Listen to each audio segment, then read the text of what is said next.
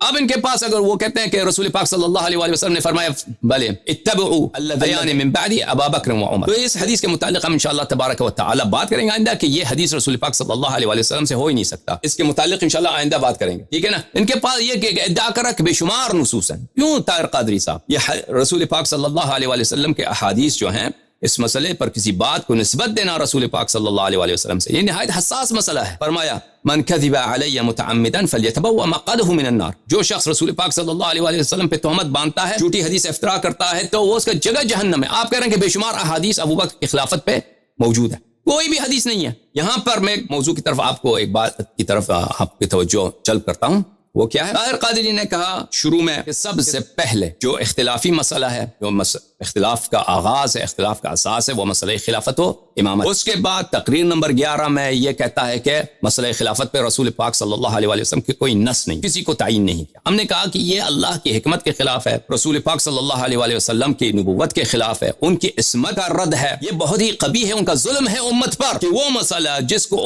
جسے امت کو اشد ضرورت ہے، یعنی اختلاف کو رفع کرنا۔ اختلاف بھی کیسے اختلاف کی وجہ سے 72 فرقے جہنم میں جائیں گے، اس کی رفع نہ کرے، اس کی قبح بہت واضح ہے، ٹھیک ہے نا۔ اسی بات کو کہ استخلاف نہ کرنا، جانشین کو تعین نہ کرنا نہایت ہی قبیح بات ہے، ان کی اپنی کتب سے ثابت کرتے ہیں۔ ملاحظہ فرمائیے یہ کتاب سقیم مسلم چاپ دارالفکر بیروت لبنان میں کتاب چھپی ہے، صفحہ نمبر 927 میں۔ یہ حدیث 4607 زہری روایت کرتا ہے، سالم روایت کرتا ہے ابن عمر، عبداللہ ابن عمر، دخلت على حفصہ، میں اپنی بہن حفصہ کے پاس گیا، فقالت علمت ان اباک غیر مستخلف، یہ اس وقت کی بات ہے کہ عمر کو سیدنا ابو لؤلؤ رضی اللہ تعالی عنہ نے چھری مار کے زخمی کیا تھا، تو عمر زخمی حالت میں پڑا ہوا ہے، وہ مرنے والا ہے، تو حفصہ کو فکر ہے کہ بھئی یہ عبداللہ ابن عمر کو یہ اپنا خلیفہ نہیں بنا کے جائے گا، عمر جو ہے عبداللہ ابن عمر کو خلیفہ نہیں بنا کے جائے گا، تو اس نے اپنے بھائی سے کہا کہ تیرے والد کسی کو اپنا جانشین بنا کے نہیں جا رہے۔ قلت ما كان ليفعل، میں نے کہا یہ ہو ہی نہیں سکتا، میرے والد اتنے ذہین آدمی ہیں،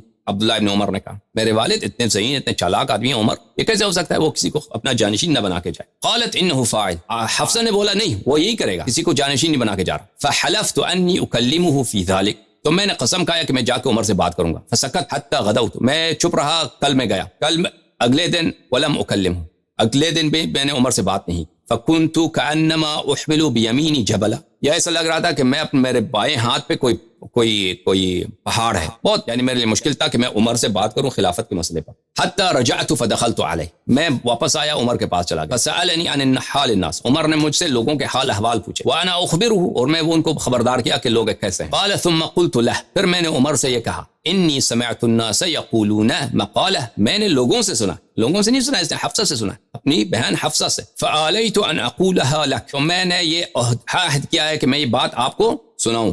زعموا انک غیر مستخلف، لوگ تو کہتے ہیں کہ آپ کسی کو خلیفہ نہیں بنا کے جا رہے، کیا چکر ہے؟ عمر کہنے لگے زعموا انک غیر مستخلف وانه لو كان لك راعي ابل او راعي غنم ثم جاءك وتركها رأيت ان قد ضيع فرعاية الناس اشد، میں نے اپنے والد سے کہا، خوب سنیے عزیزو، کہ خلیفہ کا تعین نہ کرنا ہم نے کہا کیا ہے کہ قبیح ہے، استخلاف نہ کرنا قبیح ہے، بالخصوص کہ رسول پاک صلی اللہ علیہ وسلم کو پتہ ہے کہ دنیا سے جا رہے ہیں اور ان کے بعد اختلافات ہوں گے، اختلافات کی وجہ سے 72 فرقے امت کے جہنمی ہوں گے، اور ان اختلافات کا اساس کیا ہے؟ امامت، پر بھی امام تعین نہ کر۔ عبداللہ ابن عمر کہتے ہیں میں نے اپنے والد عمر بن الخطاب سے کہا کہ اگر تیرا ایک چرواہا ہے جو اس کا کام کیا ہے؟ راعی ابل اور راعی غنم، کہ وہ اونٹوں کا چرواہا ہے یا پیر بکریوں کا چرواہا ہے، آپ اگر تم نے اس کے حوالے کیا ہے اپنا جو آپ کے مویشی ہیں اس کے حوالے کیا کہ جاؤ ان کو دیکھ بھال کرو، ثم جاءک وترکها، پھر اس نے کیا کیا؟ اس چرواہے نے اس کے آپ کے پاس جو آپ کے جو مویشی تھے ان کو صحرا میں چھوڑ دیا اور خود واپس چلا گیا، تو تم کیا کہو گے؟ تو تم اس کو کہو گے کہ رأیت ان قد ضیع، کہ تو نے میرے مویشی کو ضائع کیا ہے، ان مویشی کو، مثلا میرے پاس 20 خچر ہیں، گائیں ہیں، وہ بکریاں ہیں، ان کو میں نے آپ کو 20-30 مویشی دیا، تو نے اس کو صحرا میں چھوڑ کے چلے آیا، تو کیسا انسان ہے بیوقوف ہے؟ تو تو کہہ دے گا کہ اس نے ان کو ضائع کیا ہوا ہے۔ فرعایت الناس اشد، لوگوں کو دیکھ بھال کرنا یہ تو اس سے زیادہ حساس مسئلہ ہے۔ قائد جو ہے جیسے ایک چرواہا مویشیوں کا دیکھ بھال کرتا ہے، امت کا جو قائد ہے وہ امت کا دیکھ بھال کرتا ہے، تو امت کا دیکھ بھال کرنا اس سے تو بہت ہی زیادہ عظیم ذمہ داری ہے۔ کیا کہتا ہے عبداللہ بن عمر؟ فوافقہ قولی، عمر میرے قول سے اس نے موافقت کر لی، کہتا بات صحیح ہے، بات بالکل صحیح ہے، کہ اگر ایک چرواہے کے پاس 20 25 30 بکریاں اور وہ ان بکریوں کو صحرا میں چھوڑ کے چلا جائے، اس نے ضائع کیا ہے. اور امت کی نگہبانی، مویشیوں کی نگہبانی سے بہت زیادہ حساس ہے. عمر نے میری بات کو مان لی تو پتہ یہ چلا کہ ایک بات مسلم ہے عقلاء کے نزدیک، صحابہ کے نزدیک. عبداللہ ابن عمر نے خود اعتراف کیا، عمر نے خود اعتراف کیا کہ یہ کیا کہ خلافت پہ نصب نہ کرنا امت پہ ظلم ہے، امت کو ضائع کرنا، امت کو جہنم کی طرف دھکیلنا ہے. سمجھ میں آئی بات آپ کو؟ تو اسی بات کو، اتنی قبیح بات کو، ان کا اجماع ہے جماعت عمریہ مسئلہ امامت و خلافت پر، کہ اتنی بڑی قبح کو یہ اللہ سے نسبت دیتے ہیں اور اللہ کے رسول صلی اللہ علیہ وسلم سے نسبت دیتے ہیں. وجہ کیا ہے کہ ابو بکر کی خلافت پہ کوئی نص نہیں ہے، اور جس شہنشاہ کی خلافت پہ نصوص صریحہ موجود ہے وہ تعصب ان کو اجازت نہیں دیتا. ان کی تعصب ان کو اجازت نہیں دیتا کہ وہ مان لیں کہ یہ نصوص موجود ہیں. اللہ حکیم ہے، اللہ مہربان ہے، اللہ ہادی ہے، رسول اللہ صلی اللہ علیہ وآلہ وسلم حکیم ہے، رسول اللہ صلی اللہ علیہ وآلہ وسلم رؤوف ہیں، رسول اللہ صلی اللہ علیہ وآلہ وسلم اللہ کی جانب سے چراغ ہدایت ہے، ہادی ہے. انہوں نے امت کے لیے کوئی کسر نہیں چھوڑی ہے، انہوں نے تنسیس کیا ہے، خلافت پہ نص کیا ہے. نہیں مانیں گے. بری سے بری بات جو ایک چرواہا اگر انجام دے تو اس کے لیے بہت بڑا عیب ہے، اس نے خیانت و غداری کی ہے مویشیوں سے اور مویشیوں کے مالک سے. اس غداری، واضح غداری کو اللہ سے اور اللہ کے رسول صلی اللہ علیہ وآلہ وسلم میں اس مسئلے امامت و خلافت پہ نسب دیتے ہیں. ان کو شرم بھی نہیں ہے. شرح ہے صحیح مسلم، ترجمہ ہے کس کا؟ غلام رسول سعیدی، علامہ غلام رسول سعیدی، جلد number 5، Farid book stall Lahore میں کتاب چھپی ہے. ملاحظہ فرمائیے یہ صفحہ نمبر 758 میں، باب الاستخلاف و ترک، خلیفہ بنانے اور اس کو ترک کرنے کا بیان. خلیفہ بنایا جائے نہ بنایا جائے، خلیفہ بنائیں یا نہ بنائیں. اچھا وہی حدیث ہے. ملاحظہ فرمائیے اس کا ترجمہ اردو زبان میں، معاف کیجیے گا یہ اردو زبان ہے. اس طرف آپ کو دکھائیں کہ یہ عبداللہ ابن عمر کی بات ہے. جیسے میں نے یوں لگتا تھا جیسے میں نے اپنے ہاتھ پہ پہاڑ اٹھایا ہوا ہے. آخر کار میں عمر کے پاس گیا.